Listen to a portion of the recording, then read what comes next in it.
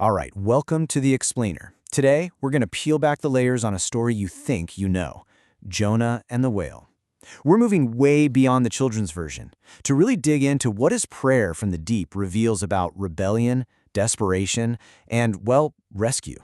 And look, if you're like most of us, this is probably how you remember the story, right? He was bad, he ran away, a fish ate him, he said sorry, it all worked out. The sermon we're drawing from points out that, yeah, as kids, that's kind of the simple, neat little package we get. But here's the thing. This story is so much more than a simple fairy tale. The source material we're digging into today shows it as this really complex journey, a journey from just outright rebellion to total, absolute surrender. Okay, so let's get into it. So first things first, let's really get a handle on the problem here. The sermon we're looking at doesn't just paint Jonah as reluctant. No, the words used are stubborn and thick-headed. This isn't just the guy with cold feet. He is actively defiant. And this comparison right here, it's absolutely key. I mean, think about other prophets like Moses. They argued with God, right? They had a whole back and forth telling God all the reasons they weren't the right guy for the job. But Jonah? Nope. Zero dialogue. He just ghosts God, grabs a ticket, and literally runs in the exact opposite direction. And you can literally trace his path. It's laid out so clearly. The source material points to a commentator who picked up on this pattern of descent. Jonah's physical journey, down to the port, down into the ship, down into the sea, it's a perfect mirror of his spiritual rebellion. It's all just down, down, down. Okay, and this is where the irony gets really thick. A massive, life-threatening storm hits the ship. And who's praying? The pagan sailors. I mean, they're praying to their gods. They even start praying to Jonah's God. And the prophet himself, the one guy who actually knows God, he's asleep. And when he wakes up, his solution isn't to pray. It's to basically tell them to throw him overboard. The pastor we're referencing calls it a kind of rebellious suicide. He'd rather die than obey. So you gotta ask, what on earth does it take to get this guy to finally pray? Well, the sermon frames the belly of the fish as more than just a weird prison. It's the place of total, soul-crushing desperation. It's rock bottom.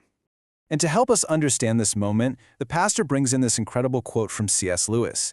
The idea is that pain isn't just random punishment. Lewis calls it God's megaphone. It's that awful blaring sound that finally gets our attention when we've tuned everything else out. So, what's really happening in that fish? Jonah is being stripped of what the sermon calls his buoyant self-sufficiency. You know that feeling, that belief that, I got this, I can handle it on my own. Well, that's what Jonah has to lose. Inside that fish, that whole illusion is just shattered. He is completely, utterly helpless, and there's no way to ignore it anymore. And this brings the pastor to a really piercing question, and it's not just about Jonah. It's for all of us. What's the then for you? What's that breaking point you're waiting for before you finally stop running, humble yourself, and just pray? Okay, so let's actually look at the prayer itself, because it's not some perfect holy speech you might expect. The sermon points out that it's actually kind of messy. It's both deeply flawed and, at the same time, profoundly insightful. So how does Jonah start this big, desperate prayer? Not with an apology, not with a confession. He starts with blame. "O Lord, you have driven me from your presence." Right off the bat, he's pointing the finger straight at God. But hold on a second. That's not what happened, is it? He's the one who ran. The pastor has a great name for this: stupid human syndrome. It's our built-in tendency to blame literally anyone but ourselves.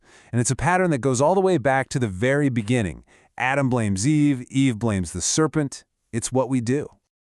But then, something shifts.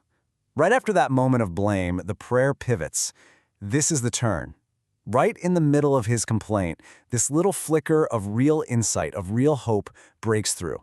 He decides he's going to look once more toward the temple. And you know, this isn't just a small thing. It's hugely significant. For a guy like Jonah, looking toward the temple meant remembering the mercy seat.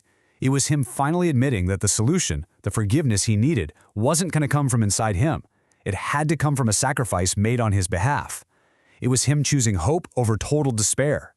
So this look toward mercy, it leads us to the sermon's ultimate point about how this whole rescue works. This is not something Jonah earns. It's something he's given. Think about the wording here. Jonah says in his prayer that the gates of the underworld were locked shut forever. And then comes this one little word, but you, Lord, snatched me from the jaws of death. That one tiny word, but, it changes absolutely everything. The sermon calls this tiny word a trumpet, and it's this powerful, recurring theme all through the scriptures. It's the signal, the announcement that when all human hope is completely gone, that's when God is about to step in. When we were powerless, when we were sinners, but God, it's a game changer. And this really gets to the heart of it all. Salvation isn't some prize you win for saying the perfect prayer or for finally figuring everything out. Nope, it's a gift. It's given not because of anything righteous we've done, but simply because of His mercy. So the pastor draws this really powerful parallel, calling Jonah the prodigal prophet. And it makes so much sense, right? Just like the prodigal son in the famous parable who only remembers home when he's broke and starving with a bunch of pigs, Jonah had to hit his absolute lowest point. It was only there, trapped in the darkness, that he finally came to his senses. And, this whole idea of failure leading to clarity, that's a universal theme. The sermon even brings up J.K. Rowling. She talked about her own rock bottom, unemployed, a single parent, basically as poor as you can get in modern Britain without being homeless. But she said that failure is what set her free. It stripped away everything that wasn't essential and forced her to focus on the one thing that truly mattered. So, after all of this, what's the big takeaway? It's pretty simple, actually. Jonah wasn't rescued because he was strong or smart or even because he finally got his prayer right.